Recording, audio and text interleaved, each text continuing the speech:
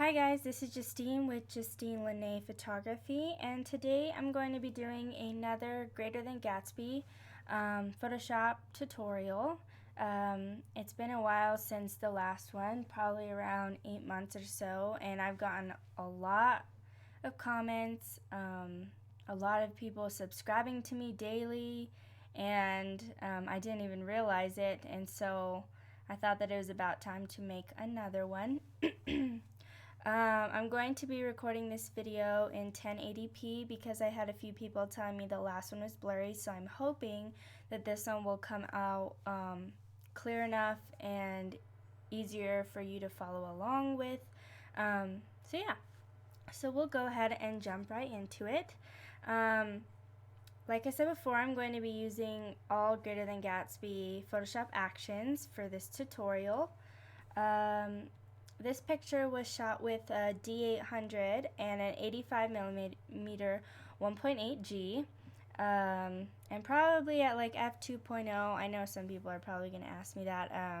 I pretty much shoot everything at f2.0 on that lens, and that's my go-to lens. I use that for everything. It's affordable, it's clear, the bokeh is so pretty on it, and so yeah, that is what I used on this photo. So I'll go ahead and jump right in.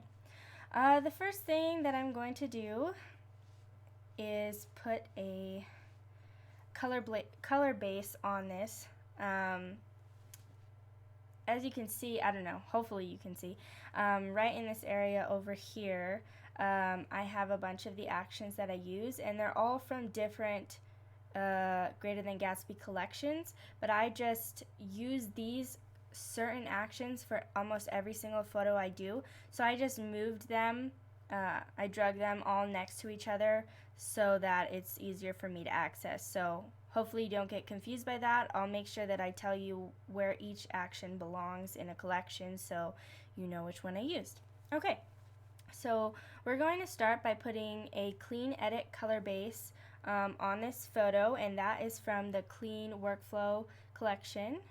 So we're going to go ahead and run that action, and this one usually takes a while to load on my computer for some reason. I'm not really sure why, because my computer's pretty fast, but yeah, so we'll just go ahead and wait for that one to load.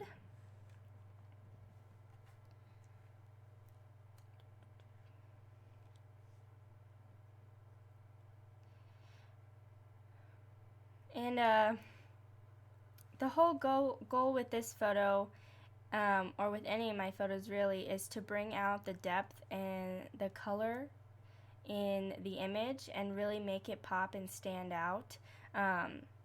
If you've seen any of my photography, that's what I do with every photo. I love color, and I love depth in a photo. Okay, so that action is done loading. So I'll go ahead and show you a before.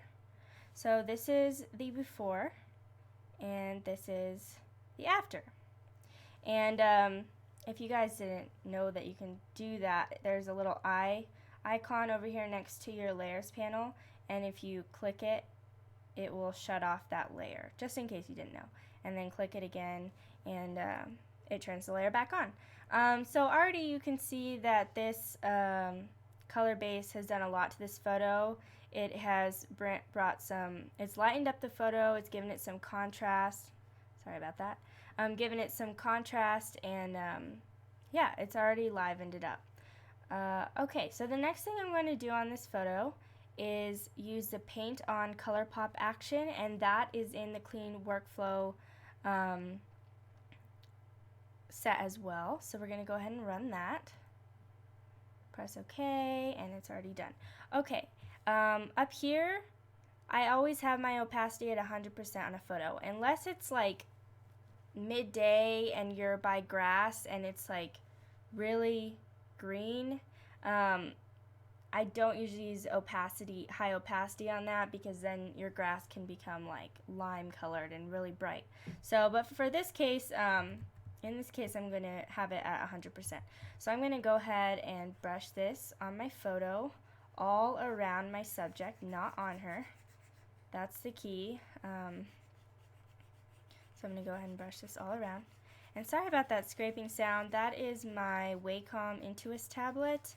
I use that for editing, and I definitely recommend one if you edit a lot and don't have one. I mean, some people don't like it and they can't adjust to it, but it just makes editing so much easier for me. Okay, so that's about done. And for those of you who don't know with these layers, if you're new and you're looking at this tutorial and have never used actions before, say you wipe on the face or something like that, and as you can see, by doing that, her face has become red, and you want to take it off and you don't know how, just press the X on your keyboard, and then you can go back over those spots and it brushes it right off. So again, X on your keyboard and it reverses your action, and you can just brush that right off. So I'm going to go ahead and brush that off. Okay, the next thing I do is use the Painterly Subtool action. This is my all-time favorite action that Greater Than Gatsby has. I use it for everything, and you will see why when I use it if you haven't already used it. This is in the 3 Nails collection, 3 Nails Workflow collection, not the Retouch, the Workflow. And yeah, so I'm going to go ahead and run this one. And you can see that this action brings a lot of depth, color, I don't even know, to this image. I just love this action. I don't know, it's just magic to me. Okay, so I'm just going to show you what this action looks like if it's on your entire photo. So I'm going to drag it to the top of my layers panel, and I'm going to go ahead and do a before and then an after. And you can see how much it's done to this photo. It's brought depth and color like you wouldn't believe. But I don't like that the Painterly action is on my subject for this particular photo. I think it really darkens her face and puts too much contrast on her. And so I'm going to go ahead and take that off. And by usually to do that, you do a mask, which is down here, if you can see my arrow. But I'm going to avoid that altogether because I already used Paint on Color Pop on this image in the places where I wanted it. So what I'm going to do is I'm going to grab the Painterly layer, I'm going to drag it over my Paint on Color Pop layer until the whole box is white all around, and then drop it there. Okay, and what happened is it put the Painterly action on top of the Paint on Color Pop where I brushed that on, and it avoided her altogether, and that is exactly what I wanted. So I'll go ahead and show you a before and an after, and you can already see how much color and depth it's brought into this image. Okay, the next thing I'm going to do is a base eye foundation. On this image, it's not going to matter too much, but I'm just showing you what I do for most images. She was squinting a lot. That's just how she smiles. When she smiles, she squints. And that's just how her eyes are, which is fine. So it's not going to matter too much because there's not a lot of whites of her eyes showing. But I'm just going to go ahead and brush this base eye foundation at 100% on her eyes. I'll show you a before and an after. So before and then after. You probably won't be able to tell too much. If you were doing a up-close portrait or something like that, it'll probably be really noticeable, but because this image is such a far back image, it's not going to be too noticeable, but wherever I can get sharpness, I'm going to try and get sharpness, and so that's why I did it. Okay, so the last thing I did on this image is I use an action from the Carving Tree collection. So at the very bottom in the Carving Tree collection, there's a action called Green Lush Brush. I'm going to go ahead and run that one. And what I did was just find areas where I wanted a little bit more color to stand out, like this bush right here. I don't know if you could see that. This bush right here, maybe some greenery. Basically where all these reds are, and I just put it right on here. And I'm not wiping it everywhere, just in these certain areas. I don't like it right here. I'm going to take it off. Okay. And what that did is really brought out those red rustic leaves. And so I'm going to go ahead and show you before. and after, and you can see how much of a difference just that action made. So that is pretty much all that I did action-wise on this photo. Usually I do stuff to the face, and I usually do hand edits for that. I don't use actions for editing anything for the face. But she really doesn't need anything. She has really great skin, and I don't really have to worry about that. That can be for another tutorial if you guys want one. Okay, so I had posted this photo on Greater Than Gatsby on Facebook, and a lot of people suggested to me that, well, they didn't suggest, they noticed that if you zoom in on her arm, there's a stray hair there, and I totally didn't notice that when I was first doing this picture, and I posted that, and I was like, oops, I don't know why I didn't get rid of that or didn't see it. So in this tutorial, I'm just going to give you a quick tutorial on how to remove that. So first, I'm going to go to my background layer, and I'm going to flatten this image.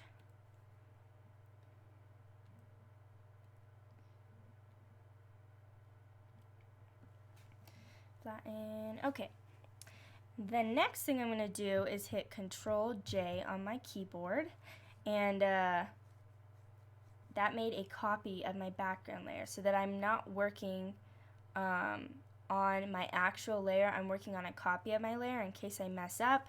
Then I still have the original layer underneath there. So I'm going to work on this copied layer. I'm going to go over to my healing brush tool, and for those of you who don't know, I love shortcuts on my keyboard. I use them for everything. I just think it's so much easier than digging in all your menus or moving your mouse even to go to different places. I don't know. Okay, so to get to your healing brush tool on your keyboard, you just are going to hit J on your keyboard. For your brush, you're going to hit B. It's really simple. So I'm going to hit J on my keyboard and get to my healing brush tool. And for this one, all you do is you hit Alt. You hold down Alt, if I can get this to work, and you select a color that's near your thing you're trying to remove, and you just wipe over it like I did there. So select and wipe over, select, and remember it's Alt click, let go, and then draw over. And I'm just going to do this real quick and simple. This is not going to be perfect because I'm not taking that much time to do it. It's probably not that great, but it's just going to be good enough for now. I'll go back and do this again later.